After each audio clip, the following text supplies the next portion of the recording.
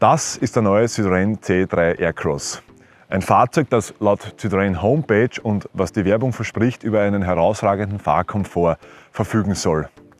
Das sind alte Qualitäten, die man von Citroën bereits kannte. Also vor über 20 Jahren hat meiner Meinung nach mit dem Citroën XM der letzte große Citroën seinen Abschied gefeiert. Und jetzt möchte man wieder zu den alten Qualitäten zurückkommen. Wir werden das Auto jetzt nicht von Grund auf testen oder die ganzen Features unter die Lupe nehmen, sondern rein den Fahrkomfort. Das heißt, wir sind heute hier, haben uns auf die ungarisch-österreichische Grenze begeben, 30 Kilometer von Wien entfernt, und werden hier auf der meiner Meinung nach schlechtesten Straße, die ich kenne, den Fahrkomfort des Citroën C3 Aircross testen. Doch bevor wir mit dem eigentlichen Video beginnen, möchte ich kurz etwas ankündigen, und zwar, dass ich den Namen des YouTube-Kanals geändert habe. Und zwar werden wir in den nächsten Monaten oder überhaupt in Zukunft Themen rund um das Auto behandeln. Also es geht dann auch um Gebrauchtwagenkauf, wie man Autos richtig fotografiert und so weiter und so fort, und nicht nur das Testen von Neufahrzeugen. Das heißt, die Trennung von Auto Import Shopper, wie der Kanal bis jetzt hieß, zu Petrolhead.at. Wir werden da so einen Blog daraus gestalten. Ich freue mich auf eure Kommentare und bitte schaut, dass ihr euch zurückhaltet und nicht irgendwie beleidigend herablassen. Wir können konstruktiv kommunizieren. Kritik ist natürlich immer wieder gerne gesehen, also einfach unten kommentieren. Nun zum eigentlichen Thema. Ich habe mich ja bereits als Fan der Marke Peugeot geoutet im letzten Video. Das sollte jetzt hier unten verlinkt sein. Und ich finde, dass die Franzosen in letzter Zeit mit ihren neuen Modellen, die sie auf den Markt gebracht haben, wieder zu dem Glanz zurückkommen, der ursprünglich mal, für den sie ursprünglich mal bekannt waren. Und wie gesagt, bei dem C3 Aircross geht es ja hauptsächlich um den Fahrkomfort. Und wenn ich mir das Auto so von außen betrachte, könnte man ja bereits davon ausgehen, dass der herausragend sein sollte. Wir haben da ballonartige Räder drauf montiert und relativ viel Platz im Radkasten, dass da ein hoher Federungsweg auch Platz findet. Also wie gesagt, in den Radkästen sollte genug Platz sein für eine komfortable Federung, aber der Radstand lässt mir wirklich die Schweißperlen aufsteigen. Wenn man sich anschaut, ich habe kurz meinen Schuh ausgezogen, und wie man sieht, ist der Radstand nur etwa 2 cm länger als mein 45er Schuh.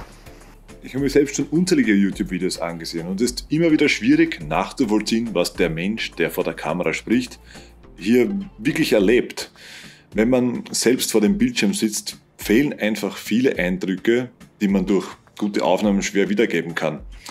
Um das ein wenig verständlicher zu machen, habe ich ein kleines Experiment vorbereitet. Da dieses Auto eher ein künstlerisches Publikum anspricht, also Leute, die eher weniger Affinität zum Thema Auto haben, dachte ich mir, ich werde ein an die Zielgruppe angepasstes Experiment machen, um es auch ein wenig nachvollziehbar zu machen. Also werde ich während der Fahrt einen veganen, gluten- und laktosefreien Proteinshake zubereiten. Der besteht aus einer Hafer-Kia-Milch, die im kalten Zustand, wie sie gerade ist, gemeinsam mit Hanfproteinen etwa so gut abzumischen ist wie Wasser und Öl. Also auf gut Deutsch gesagt gar nicht. Und das auf dieser Rüttelpiste werden wir nachher sehen, wie sich die Zutaten miteinander vermengt haben.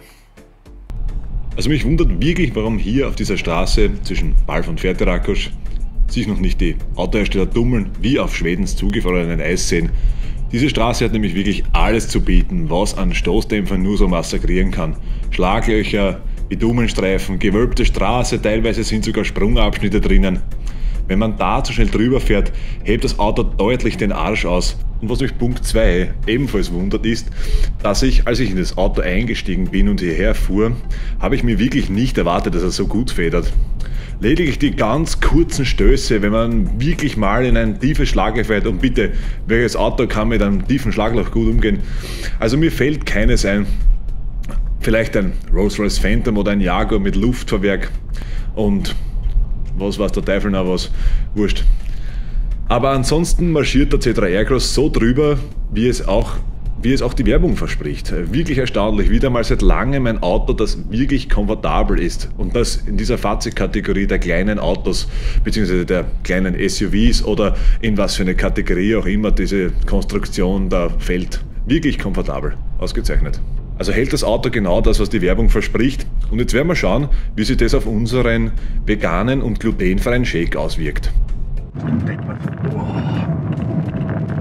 sogar das SB gerecht.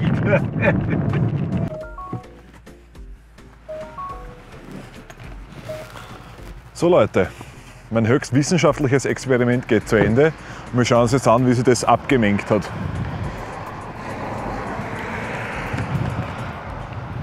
Es hat zumindest mal nichts auf den Deckel gespritzt und wie erwartet schwimmt das Proteinpulver immer noch oben auf der Milch auf.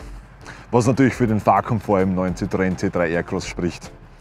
Jetzt werden wir noch eine kleine Kostprobe machen.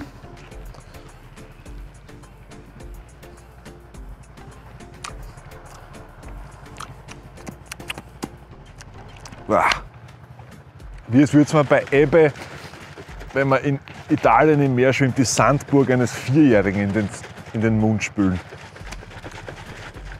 Grausliches Zeug. Tschüss, Baba, bis zum nächsten Mal. Ich muss mich von dem erst einmal erholen.